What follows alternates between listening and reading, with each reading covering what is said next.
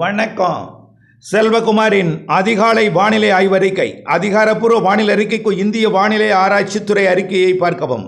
2026 மே 4 திங்கட்கிழமை அதிகாலை நிலவர வானிலை பதிவு. தலைப்புச் செய்திகள். நேற்றைக்கு நாமக்கல், சேலம், தருமபுரி மாவட்டங்கள்லையும் அதனை ஒட்டியுள்ள கல்வராயன் மலைப்பகுதி மற்றும் காஞ்சிபுரம் மற்றும் திருவள்ளூர் மாவட்டத்தின் மேற்கு பகுதிகள், திருவண்ணாமலை மாவட்டத்தின் ஆங்காங்கே கள்ளக்குறிச்சி மற்றும் பல்வேறு மாவட்ட பகுதிகளில் மழைப்பொழிவை கொடுத்தது. இறுதியில் டெல்டா மாவட்டங்களுக்கும் வந்து மழைப்பொழிவை கொடுத்தது. ஆனால் நேற்றைக்கு மழைப்பொழிவு பெரிதாக இருக்காது. தாமதமாகத்தான் வெப்பமடைந்த காற்று மேலிட தொடங்கும். அதனால் மழை நேற்றைக்கு கொஞ்சம் குறைவான பரப்பில் தான் இருக்கலாம். ஆனால் மழை நிறைய இருக்கிறது. அது தேர்தல் வாக்கு எண்ணிக்கை நாளன்று மாலை இரவில் இருந்து அடுத்தடுத்த நாட்களிலே தீவிரமடையும் என்று சொல்லியிருக்கிறோம். மேலும் கடந்த 15 நாட்களுக்கு முன்பு ஒரு தலைப்புச் செய்தி கொடுத்திருந்தோம். அக்னியை விரட்ட வர இருக்கிறது கோடை மழை என்றும். கடந்த 2 மாதங்களுக்கு முன்பே கோடையில் ஆரம்பத்தில் 104, 105 டிகிரி வரைக்கும் போனாலும் கவலைப்படாதீங்க, அக்னியில் அந்த வெயில் இருக்காது, மழை வரப்போகிறது என்று சொல்லியிருந்தோம். தாழ்வு நிலை உருவாகப் போகிறதுன்னு சொல்லியிருந்தோம். வங்கக்கடல், அரபிக்கடல் வெப்பம் உயர்ந்து கொண்டிருக்கிறது. வங்கக்கடல், அரபிக்கடல் இருவேறு நிகழ்வுகள் உருவாகப் போகிறதுன்னு சொல்லியிருந்தோம்.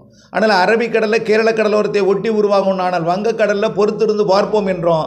கடந்த 2 நாட்களாகவே தமிழ்நாட்டு கரையை ஒட்டி, கடந்த 4-5 நாட்களாகவே மத்திய வங்கக்கடலையும் அதனைத் தொடர்ந்து வரக்கூடிய நாட்களில் தமிழ்நாட்டை ஒட்டித்தான் உருவாகும் என்று அடித்து சொன்னோம்.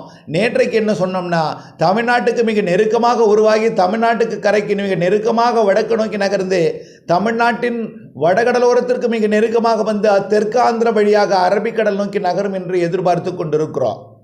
வரக்கூடிய நாட்களிலே இவையெல்லாம் மாதிரிகள் காட்டத் தொடங்கிவிடும். நாம் மாதிரிகள் காட்டத் தொடங்கும் முன்பே, சில நாட்களுக்கு முன்பே இப்படிப்பட்ட வழித்தடத்தை அமைக்கும் என்று சொல்லியிருந்தோம்.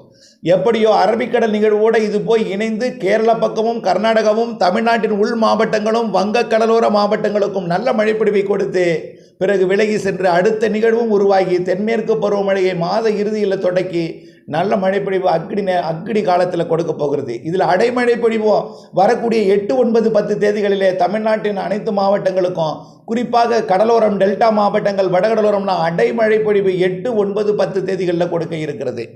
நேற்றைக்கு மழை பொழிந்த விவரங்களை பார்ப்போம். அதிகபட்ச மழை பொழிவாக 8 சென்டிமீட்டர் வரைக்கும் மழை பொழிந்திருக்கிறது.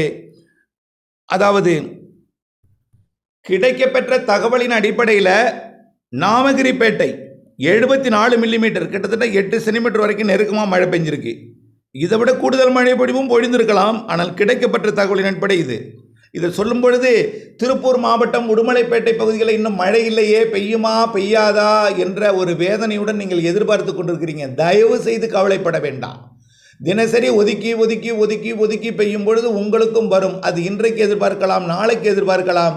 கண்டிப்பாக தென்மேற்கு பருவமழை தொடங்கும் வரைக்கும், தென்மேற்கு பருவமழை தொடங்கியும் மழைப்பொழிவு தமிழ்நாட்டிலே இருந்து கொண்டே இருக்கும் என்பதில் மாற்றமில்லை. நேற்றைக்கு டெல்டா மாவட்டங்களுக்கும் மழை வந்தது. மன்னார்குடிக்கு தெற்குப்புறம் கனமழை பொழிவை கொடுத்தது. கண்டிதம்பேட்டையில் 35 மில்லிமீட்டர், 3 சென்டிமீட்டர் மழை கண்டிதம்பேட்டை. அதே போல் கிழக்கேயும் போய் மழவராயநல்லூர் வரைக்கும் மழை. தெற்கே பார்த்தீங்கன்னா தலையாமங்கலம் மற்றும் கீழக்குறிச்சி வரைக்கும் மழை பொழிவு. அது தொடக்கம். மேலவாசலிலே 2 சென்டிமீட்டர் மழை பொழிந்திருக்கிறது. மன்னார்குடியில் குறைவாக பெய்தாலும் மன்னார்குடி மேலவாசலில் தொடங்கி அப்படியே ஆலங்கோட்டை மற்றும் கண்டிதம்பேட்டை, தலையாமங்கலம் பகுதிக்கு சென்று அப்படியே செயலிழந்தது. இருந்தாலும் கவலைப்படாதீர். டெல்டா உள்ளிட்ட டெல்டா மாவட்டங்களின் பல்வேறு பகுதிகள் மற்றும் வடகடலோர மாவட்டங்களில் எதிர்பார்த்து கொண்டிருக்கக்கூடிய மழை இன்று நள்ளிரவுக்கு பிறகு நாளை அதிகாலை கிடைக்கும். அதாவது 6ஆம் தேதி அதிகாலை, 6ஆம் தேதி இரவு, 7ஆம் தேதி அதிகாலை, 7ஆம் தேதி இரவு, 8ஆம் தேதி அதிகாலை, பிறகு 8லிருந்து 4 நாட்களுக்கு தொடர்ச்சியாக மழைக்காலம் போல் மழை காணப்பட போகிறது. அக்னி முற்றிலுமாக விலகப் போகிறது என்ற தலைப்புச் செய்தியுடன் விரிவாக பார்ப்போம். அதாவது தற்பொழுது இருவேறு காற்று, கிழக்கு மற்றும் மேற்கு காற்று இணைவு தற்பொழுது உள் மாவட்டங்கள், மேற்கு தொடர்ச்சி மலை மாவட்டங்கள், தென் மாவட்டங்களில் நாளுக்கு நாள் மாறி மாறி குவிந்து கொண்டிருக்கிறது. கடந்த 2 நாட்களாக தென் மாவட்ட, மேற்கு தொடர்ச்சி மலைப்பகுதி, மேற்கு மாவட்டங்கள், ஈரோடு உள்ளிட்ட மாவட்டங்களில் தொடங்கியது. மதுரையெல்லாம் நேற்றைக்கு வெளுத்து 8 சென்டிமீட்டர் வரைக்கும், 10 சென்டிமீட்டர் வரைக்கும் மழை பொழிவை கொடுத்தது. இன்றைக்கும் அதேபோல் ஒதுக்கி ஒதுக்கி மழைப்பொழிவை கொடுக்கும். இன்றிலிருந்து மழைப்பொழிவோட பரப்பு தீவிரமடையும். ஆனால் அட்டிய டைமில் தமிழ்நாட்டில் உள்ள 38 மாவட்டங்கள், புதுச்சேரி, காரைக்காலில் பொழியாது. ஏதேனும் ஒரு 10 மாவட்டங்களுக்கு தினசரி பொழியும். ஆனால் அனைத்து மாவட்டங்களுக்கு இனிமேல் பொழிய வாய்ப்பு இருந்தாலும் பல மாவட்டங்களுக்கு குறைவாகவும், பல மாவட்டங்களுக்கு மிதமாகவும், பல மாவட்டங்களுக்கு கனமாகவும் இருக்கும். இனிமேல் பரவலாகும். இனிமேல் வங்க கடலோர மாவட்டங்களுக்கும் எட்டி பிடித்துவிடும். திருவள்ளூர் முதல் ராமநாதபுரம் வரைக்கும் ஏற்கனவே தூத்துக்குடிக்கும் திருநெல்வேலிக்கும் பெய்திருந்தாலும் அந்த திருநெல்வேலி தூத்துக்குடி மாவட்டத்திற்கும் மற்றும் ராமநாதபுரம் மதுரை, ராமநாதபுரம் முதல் சென்னை வரைக்கும் உள்ள கடலோரத்திற்கு கிடைக்காமல் இருக்கக்கூடிய மழை இனிமேல் கிடைக்க தொடங்கிவிடும். குறிப்பாக ராமநாதபுரம் மாவட்டத்தின் தெற்கு கடலோரத்தில் நேற்று முன்தினம் பெய்தது. ஆனால் புதுக்கோட்டையும் திருநெல்வேலி, ராதாபுரம் உள்ளிட்ட பகுதிகள் பெய்யவில்லை. அது இன்றைக்கோ அல்லது வரக்கூடிய நாட்களில் கண்டிப்பாக எதிர்பார்க்கலாம். இலங்கை மற்றும் அதனை ஒட்டியுள்ள தென் மேற்கு வங்க கடற்பகுதியில் உருவாகக்கூடிய காற்று சுழற்சி காரணமாக 7ஆம் தேதியிலிருந்து மழைப்பிடிப்பு மேலும் தீவிரமடையும். 8ஆம் தேதி தமிழ்நாடு மற்றும் இலங்கைக்கு மிக நெருக்கமாக காற்று சுழற்சி வந்து தென்மேற்கு வடகிழக்கு பருவமழை காலத்தில் காற்று சுழற்சி உருவாகி எப்படி மழைப்பிடிப்பை கொடுக்குமோ அதே போல் முன்கூட்டியே மேகம் உருவாக தொடங்கினோம். பிறகு படிப்படியாக வங்கக்கடல் நீராவி காற்றை, நிலநடுக்கோட்டு இந்திய பெருங்கடல் நீராவி காற்றை கொண்டு வந்து ஏற்றி இருவேறு காற்று இணைவினால் தமிழ்நாட்டிலே பரவலான மழைப்பிடிப்பை கொடுக்கும். குறிப்பாக வடகடலோரம் டெல்டா மாவட்டங்களுக்கு பெய்யாமல் இருக்கக்கூடிய மழை வரக்கூடிய 7 தேதியிலிருந்து 14ஆம் தேதி வரை நல்ல மழைப்பிடிப்பு காத்திருக்கிறது. 7, 8, 9, 10 தேதிகளில் டெல்டா மற்றும் தென் மாவட்டங்கள் பெரும்பாலான மாவட்டங்கள்லையும், அதனைத் தொடர்ந்து 10, 11, 12 வடகடலோர மாவட்டங்கள், தெற்கு ஆந்திர பிரதேசம், தெலுங்கானா மற்றும் கர்நாடகா, கேரளாவிற்கும் தொடர்ந்து இந்த நிகழ்வு ஆந்திர பிரதேசம் வழியாக கர்நாடகா வழியாக அரபிக்கடல் நோக்கி நகரும் பொழுது ஆந்திர பிரதேசம், தெலுங்கானா, கர்நாடகா மற்றும் அனைத்து வடகடலோர மாவட்டங்கள், வடவுள் மாவட்டங்கள், ஒட்டுமொத்த மேற்கு தொடர்ச்சி மலை பகுதிகள் அனைத்துமே உள் மாவட்டங்களுக்கும் நல்ல மழை பிடிப்பை கொடுக்கும். இது அரபிக்கடல் நகர்ந்ததும் அரபிக்கடலிலே ஏற்கனவே ஒரு நிகழ்வு உருவாகும். அதாவது லட்சத்தீவு, மாலத்தீவு இடைப்பட்ட பகுதியில் ஒரு காற்று சுழற்சி உருவாகி கேரளா மற்றும் தமிழ்நாட்டின் மேற்கு தொடர்ச்சி மலைப்பகுதிகள் உள் மாவட்டங்களில் மழைப்பிடிப்பை கொடுத்து கொண்டு வடக்கு நோக்கி நகர்ந்து இரண்டும் இணைந்து தீவிர மழைப்பிடிப்பை காவிரி நீர்பிடிப்பு பகுதிகள் உட்பட அனைத்து மாவட்டங்களுக்கும், அதாவது கேரளா, கர்நாடகா, தமிழ்நாடு, ஆந்திர பிரதேசம், தெலுங்கானா, புதுச்சேரி, காரைக்கால், மாகை, ஏனாம் போன்ற பகுதிகளுக்கும் நல்ல மழைப்பிடிப்பை கொடுக்கப் போகிறது. மாதிரி எல்லாம் விலகி செல்வது போல் இருந்தாலும் நாம் கடந்த வாரமே சொல்லிவிட்டோம், தமிழ்நாட்டுக்கு நெருக்கமாகத்தான் உருவாகும். தமிழ்நாட்டு கரையோரமாக நகர்ந்து வடகடலோரத்திற்கு மிக நெருக்கமாக நகர்ந்து அது நேற்றைய முன்தின அறிக்கையில் அது கடக்கும் என்று சொல்லியிருக்கிறோம். வடகடலோரம் மிக நெருக்கமாக நகர்ந்து ஆந்திர பிரதேசம் வழியாக கர்நாடக வழியாக அரபிக்கடல் நோக்கி நகர்வது கிட்டத்தட்ட உறுதியாக இருக்கிறது. எது எப்படியோ அரபிக்கடல் ஒரு நிகழ்வு, வங்கக்கடல் ஒரு நிகழ்வு இருக்கும். இது இரண்டும் இணைப்பு சுழற்சியால் பிணைக்கப்படும். அனைத்து மாவட்டங்களுக்கும் மழை இருக்கும். வரக்கூடிய 7ஆம் தேதி வரை பெய்வது வெப்பச்சலன இடிமழை, கோடை மழை. 7ஆம் தேதிக்கு பிறகு பெய்யப்போவது காற்றழுத்த தாழ்வு நிலை தீவிரமடைந்து பகுதியாகி மண்டலமாகி ஒரு ஆழ்ந்த மண்டலம் மற்றும் புயலாக கூட மாறலாம். புயலாக மாறினாலும் ஆந்திர பிரதேசம் கொஞ்சம் தள்ளி சென்று கிடக்கும், அதாவது மத்திய ஆந்திர பிரதேசம் சென்று கிடக்கும்.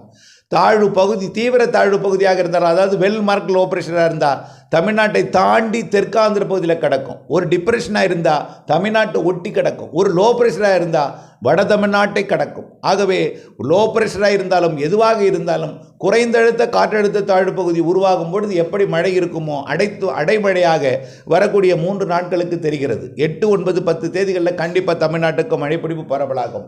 தென்கோடி மாவட்டங்கள் முதல் வடகோடி மாவட்டங்கள் வரைக்கும், மேற்கு தொடர்ச்சி மலையில் நீலகிரியோட மேற்கு எல்லையோரம் வரைக்கும், கோடியக்கரை முனைக்கும் வரக்கூடிய நாட்களில் மழை இருக்கும். குறிப்பாக கடலோரத்தில் வரக்கூடிய 3 நாட்கள் ஒதுக்குதல் கூடுதலாக இருந்தாலும் 7ஆம் தேதிக்கு மேல் கடலோர மாவட்டங்களில் ஒதுக்குதல் இருக்காது, கனமழை பொழிவாக மாறும். ஆகவே இதை கேட்கும் பொழுது எள் மற்றும் உளுந்து விவசாயிகளுக்கு அச்சுறுத்தலை ஏற்படுத்தலாம். பருத்தி விவசாயிகளுக்கும் பருத்திக்கு தண்ணீர் பாய்ச்ச வேண்டாம். வரக்கூடிய நாட்களில் மழை இருக்கிறது, அந்த தண்ணீரே உங்களுக்கு ஈரத்தை கொடுக்கும். நீங்களும் தண்ணீர் பாய்ச்சி மழையும் பொழிந்தால் அதிகமாக தழை மண்டிவிடும். ஆகவே கண்டிப்பாக பல மாவட்டங்களில் வடிய விடும் அளவிற்குத்தான் மழை இருக்கிறது. இனிமேல் தான் மழையே பெய்ய போகிறது. பெய்யவில்லையே என்ற ஒரு சந்தேக பார்வையுடன் பொய்த்துவிட்டு போய்விடுமோ என்கின்ற மனக்கவலையுடன் கைபேசி அழைப்பவர்களுக்கெல்லாம் ஒன்றே ஒன்று சொல்கிறேன், தயவு செய்து பொறுமை காத்திடுங்கள். பெய்யாமல் போகாது. அக்னி தொடங்கிய பிறகு மழை தீவிரமடையும் என்று சொன்னோம். வாக்கு எண்ணும் நாளிலிருந்து படிப்படியாக தீவிரமடையும் சொன்னோம். எடுப்பிலேயே இன்றைக்கே தீவிரமடைந்து விடாது. இன்றைக்கும் ஒதுக்கும், நாளைக்கும் ஒதுக்கும். வெப்பச்சலன இடிமழை பொழிவை பொறுத்த வரைக்கும், கோடை மழை பொழிவை பொறுத்த வரைக்கும் ஒதுக்கி தான் பெய்யும். 8ஆம் தேதியிலிருந்து பரவலாகும். பிறகு மேற்கு நோக்கி நகரும் பொழுது உள்ளே பரவலாகும். அரபிக்கடல் சென்றதும் அரபிக்கடலோர மாநிலங்கள் மற்றும் மேற்கு தொடர்ச்சி மலைக்கு மேலும் பரவலாகும். ஆகவே நல்ல மழை காத்திருக்கிறது. ஒதுக்குதல் என்பது வரக்கூடிய 7ஆம் தேதிக்கு மேல் இல்லாமல் போகும். 8ஆம் தேதியிலிருந்தும் 4 நாட்களுக்கு ஒதுக்கதில்லாத பரவலான மழைப்பொழிவு கிடைப்பதற்கு வாய்ப்பு இருக்கிறது. இணைந்தே இருங்கள் அப்டேட்ஸுடன். மேலும் நாளை செவ்வாய்க்கிழமை அதிகாலை அறிக்கை வரைக்கும் இன்னும் 2 அறிக்கை நன்றாக தெளிவாக போடுவேன். அதை விரிவாக கேட்டு புரிந்து கொள்ளுங்கள்.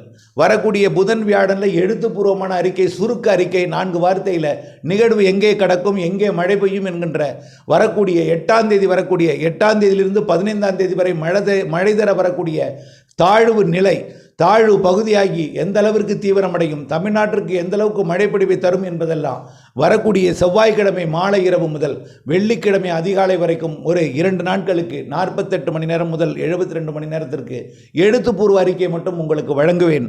அதற்கு முன்பு தெளிவான அறிக்கை இன்றைக்கு மாலையும் நாளை அதிகாலையும் கொடுப்பேன். அதை கேட்டு புரிந்து திட்டமிட்ட வேளாண்மை செய்து லாபம் அடைந்திட அன்போடு கேட்டுக்கொள்கிறேன். ஆகவே வானிலை அறிக்கையை அனைவருக்கும் பகிருங்கள். மழை வராது என்று நினைத்து கொண்டு பல்வேறு அறுவடை பணிகளை மழை வரக்கூடிய நாட்களிலே திட்டமிடலாம். ஆகவே எள் போன்ற அறுவடையை தாழ்வான பகுதிகளில் வைத்து எள் பட்டறைக்கு நீர் புகும் அளவிற்கு கூட மழை பொழிய வாய்ப்பு இருக்கிற காரணத்தினாலே எள் அறுவடை இருந்தால் கீழே மேடான இடத்தில் எல்லை பரப்புங்கள். ஆகவே மழைப்பொழிவு நீர் தேங்கும் அளவிற்கு டெல்டா மற்றும் வடகடலோர மாவட்டங்களுக்கு தாழ்வு நிலையால் இருக்கிறது. ஆகவே மேலும் அனைத்து மாவட்டங்களுக்கும் நல்ல மழைப்பொழிவு கொடுக்க போகிறது. 10 சென்டிமீட்டர் என்பது சாதாரண மழை அல்ல. பெய்தால் பெய்யும் இடத்துல 10ம் அருகே ஒதுக்கியும் பெய்யும் என்றும் அப்படித்தான் பெய்து கொண்டிருக்கிறது. கனமழை காத்திருக்கிறது. இது அச்சமூட்டும் வகையிலோ ஒரு அச்சுறுத்தும் அறிக்கையாக நீங்கள் நினைத்து கொள்ள வேண்டாம். ஆகவே மழைப்பொழிவு அறிவித்த இடங்களில் 10 சென்டிமீட்டர் வரைக்கும் சோழவந்தான் போன்ற பகுதிகளெல்லாம் பெய்திருக்கிறது. அவர்களுக்கு உண்மை புரியும் எப்படிப்பட்ட பாதிப்பை கொடுத்திருக்கிறது என்பதை. வாழை மற்றும் பல்வேறு பகுதிகளில் மின் விநியோகம் பாதிக்கும் அளவில் கூட காற்றுடன் கூடிய மழைப்பொழிவும் இடிமின்னலுடன் கூடிய மழைப்பொழிவும் அச்சுறுத்தும் மழைப்பொழிவாக இருந்து கொண்டிருக்கிறது. வரக்கூடிய நாட்களில் அது தீவிரமடையும். 8ஆம் தேதியிலிருந்து தொடர் மழைப்பொழிவாக வடகிழக்கு பருவமழை போன்ற ஒரு அடைமழை பொழிவாக ஒரு 3-4 நாட்களுக்கு தமிழ்நாட்டிலே கொடுக்கும் என்பதையும் தொடர்ந்து வானிலை அப்டேட்ஸோடு இணைந்திருக்கவும் அன்போடு கேட்டுக்கொள்கிறேன். இணைந்தே இருங்கள். மழை பெய்யவில்லையே என்ற வேதனையும், அங்கே பெய்து விட்டது இங்கே பெய்து விட்டது நமக்கு பெய்யவில்லையே, பொய்த்துவிட்டு போய்விடுமோ என்கின்ற மனக்கவலையில் இருக்க வேண்டாம். அங்கே பெய்து விட்டது இங்கே பெய்து விட்டது நமக்கும் பெய்கின்ற நம்பிக்கை வேண்டும். இனிமேல் தான் மழைப்பொழிவு பரப்பில் அதிகரிக்கும். அதற்காக இன்றைக்கு மாலையே பெய்துவிடும் என்று நீங்கள் நினைத்து பையாவிட்டால் மேலும் கவலையை அதிகரித்து கொள்ள வேண்டாம். வரக்கூடிய நாட்களிலே மழை உண்டு. 7ஆம் தேதிக்கு மேல் மேலும் கூடும். 8ஆம் தேதிக்கு மேல் மேலும் கூடும். 15ஆம் தேதி வரை இந்த நிகழ்வால் மழையும். அதற்கு பிறகு தென்மேற்கு பருவமழை தொடக்கக்கூடிய அடுத்த நிகழ்வும் வெப்பச்சலன இடிமழை பொழிவும் கொடுக்கும். அதற்கு பிறகு தென்மேற்கு பருவமழை கேரள கடலோரத்தில் தொடங்கி நல்லதொரு தென்மேற்கு பருவமழையை மேற்கு தொடர்ச்சி மலைக்கு கொடுக்கும். பிறகு தென்மேற்கு பருவமழை கால வெப்பச்சலன இடிமழை பொழிவு தமிழ்நாட்டிற்கு கொடுக்கும். இவையெல்லாம் நம்ம ஏற்கனவே நீண்டகால வானிலை அறிக்கையில் சொல்லியிருக்கிறோம். நாம் தான் முன்கூட்டியே சொல்கிறோம், நடப்பதை சொல்கிறோம். ஆனால் நீங்கள் பார்ப்பது குறைவாக இருக்கிறது. அனைவருக்கும் பகிருங்கள். அனைவருக்கும் நம்பிக்கை ஏற்படுத்துங்கள். வானிலை ஆய்வறிக்கையோடு இணைந்திருக்க கேட்டுக்கொள்ளுங்கள். நன்றி.